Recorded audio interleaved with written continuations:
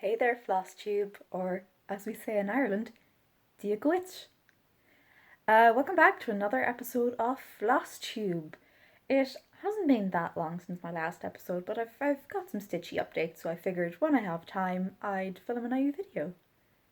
Okay, so I'm going to start off with a finish. It's always exciting when I have a finish. So I talked about in my last episode some of the new patterns I got, and one of those things was a Mill Hill kit. Ta-da! Now, to be perfectly honest, I don't think the camera is capable of picking up just how pretty this is. There's some gold thread going on in the strings of the harp. There's beading along the side of the harp, and in the holly is the little heart-shaped charm. It's beautiful. And I really hope my cousin likes it. Obviously, she's not getting it until Christmas time. It might be something of an early Christmas gift if she'd like to perhaps display it as an ornament. But it's going to be another few months before I can gift that. I had started it so early because I wanted to give myself loads of time in order to stitch it before Christmas, but I obviously overestimated how long this would take to make, which makes me really hopeful for the other little love heart with music notes that I bought for myself. It was my first time beading. Beading needles are very sharp. That's my main takeaway from it, to be honest. Beading was a lot easier than I expected. Some of the larger beads down the side are attached with a half cross stitch, meanwhile the smaller ones in the holly are attached with a full cross stitch, so both legs of the X. It was a little fiddly, but probably less fiddly than I was expecting. I was expecting to have a lot of difficulty stitching the second leg of the X for the smaller beads. So there we have it. Mill Hill Holiday Harmony Harp. All stitched up. So, on to whips. I showed you all last time my Baba Yaga piece, and I have made some progress with it. So since the last time I finished off the legs, I'm just going to fold this in half. It kind of looks like the house is wearing stripy tights. I don't know why that amuses me so much, but it really does. So it's got the little chicken legs of the Baba Yaga house, and I've moved on to stitching the roof. It's going to be a little like slate tile effect on the roof. But it's coming along nicely. It's a very nice pattern to stitch. Full credit to the witchy stitcher. It's a lovely pattern. And it's probably just that I'm more aware of Baba Yaga style or themed patterns now. But I feel like I've seen a lot more people stitching either the Baba Yaga herself or the Baba Yaga's house. It's very cute. I feel like I need to do a series of them now. I also saw pattern, I think it was Owl Forest patterns. I know they have a funky whale, rainbow whale pattern, but they also have a cat in the same style, and it is from Russian folklore. I think it's the Baldoon cat. Forgive me if I'm mispronouncing that, but it mentioned in the pattern description that this also appears often in stories about the Baba Yaga. So if I end up making a little series of them, I'll stitch the lady herself and the giant cat. Okay, so something else that you will have seen on this channel before is Dimensions Gold Collections Elegant Geisha. I spent one night working on this, so there's some progress, but not anything I'm proud of, to be perfectly honest. I stitched her earrings and I stitched a little bit more of the blue. If you go back and compare this to my first video, it's probably not very much at all, but it was some progress, and I'm glad that I took it out. I figure that even if I make small amounts of progress on a regular basis, that I'll eventually get there with this geisha. Once I get the lady herself stitched, that'll be a lot of the work out of the way. I don't know if you can see in the pattern, but there's a sort of wave effect in the background, which is half stitching in a paler colour, which I think I will do just to add a little bit of dimension to the background. but I won't have to pay a lot of attention to that. It won't matter if I misplace a stitch here or there, as long as the general effect is still there. Also, there'll be the back stitching, of course. There'll be back stitching, which will look beautiful. It will really bring out all the details. There's some gold thread to be used in her bow, which I have stitched, but at the moment it's just plain pink. So it's really going to pop once I have that back stitching done. Maybe I'll work some more on it when I'm done filming. Next up is Night Walked Down. So this was my first attempt at stitching on linen. In hindsight, picking 40 count linen as my first attempt might not have been the wisest idea. This is my progress. It hasn't been, hold on, let me fold this back a little bit. Make it easier to see. I must get my Q-snap. It's in my family home. So next time I'm visiting my family, I must go and retrieve my Q-snap. So I have done a lot of her hair. I think it's going to just split off a bit more at the bottom. And a little bit of her dress. So I'm stitching over 2, so it effectively works at the 20 count. Normally my go-to on Ada would be 18 count, 16 count maybe if I can't find the colour I'm looking for in 18. So working on this 40 count was definitely a step up.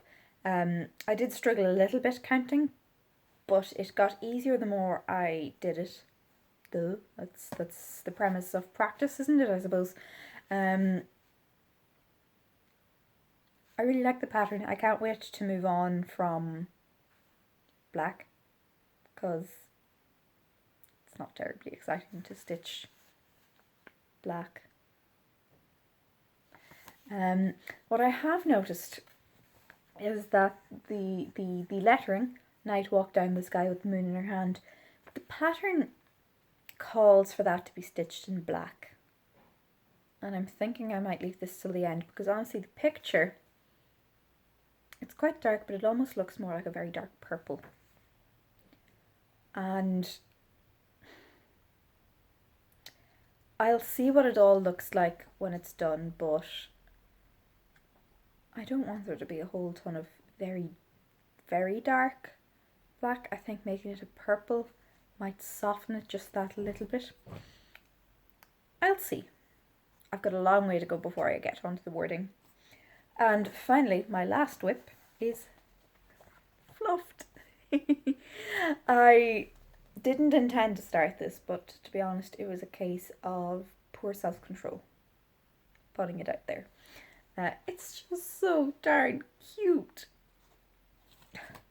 Haven't made much progress. Here we go. Now, it's not going to be a terribly big piece. It's actually smaller than I anticipated.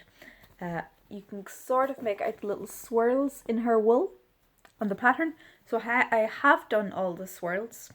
My plan for the moment is to work around the border of the sheep, stitch in everywhere there would be white and outline her face. So that way I can stick on an episode of something on Netflix, or I can stick on a YouTube video and just go to town on filling out a section of white once I have it outlined. This is 32 count linen. 32 count Jade Belfast linen. And going from the 40 count to the 32 count, again stitched over 2, so it works it out as 16 stitches per inch. This is a lot easier to work on. I'm really enjoying it. But it is a lot easier compared to the 40 count. Also, an interesting thing, not that I didn't give thought, I forgot to think about how many strands I would use on the 40 count linen. So I'm actually using 2 strands, which, looking at the stitched piece, they definitely didn't use 2 strands on 40 count. They used 1 strand. And it looks nice. This is this is very good coverage. Like, I've stitched pieces on 18 count before with only 1 strand, so this is perhaps a little overkill, but it feels very easy to stitch. I don't feel like I have to shove the needle through in corners where there are already 3 other stitches, which I think is why it took me so long to notice. And I only really noticed when I went to Fluffed and noticed, 2 threads on 32 count over 2. This looks, I mean, it looks fine, but I definitely noticed that the coverage was lighter than it was with 2 threads on 40 count over 2. Okay, so that's all from me on whips, but I did see an interesting post a couple of days ago. It was asking what poem or section of poem or song lyrics would you stitch? And for me, one poem immediately came to mind. I've stumbled upon this poem by pure chance, to be honest, but it's stuck with me ever since I found it. And I'm going to read it just to share it with you guys, and now I've got the idea of stitching it into my head, and I'm honestly quite at a loss what font would I use. I feel like I'd backstitch it, but colours, accompanying images, I've no idea. So, poem is, I've got it on my laptop here beside me, Salome by Carol Ann Duffy. I'd done it before, and doubtless I'll do it again, sooner or later. Woke up with a head on the pillow beside me. Whose?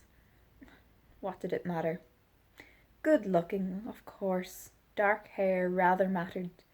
The reddish beard several shades lighter, with very deep lines around the eyes. From pain, I'd guess. Maybe laughter. And a beautiful crimson mouth that obviously knew how to flatter, which I kissed. Colder than pewter. Strange. What was his name? Peter? Simon? Andrew? John?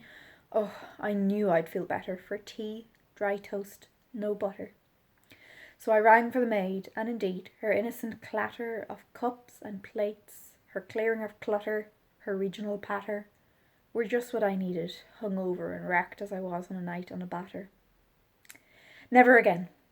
I needed to clean up my act, get fitter, cut out the booze and the fags and the sex. Yes. And as for the latter, it was time to turf out the blighter, the beater or biter, who'd come like a lamb to the slaughter to Salome's bed. In the mirror I saw my eyes glitter. I flung back the sticky red sheets, and there, like I said, and ain't life a bitch, was his head on a platter. So this was published in, I believe, 1999 by Carol Ann Duffy in a selection of poetry about women throughout history, just to give women the spotlight. Now, they weren't always positive role models, as you can see from that poem. It's based on Salome, who demanded the head of John the Baptist. But something about this poem has always stuck with me. Perhaps it's like the modernization of this older story, or there's a lot of really satisfying rhythm there with the better, butter, clutter, patter.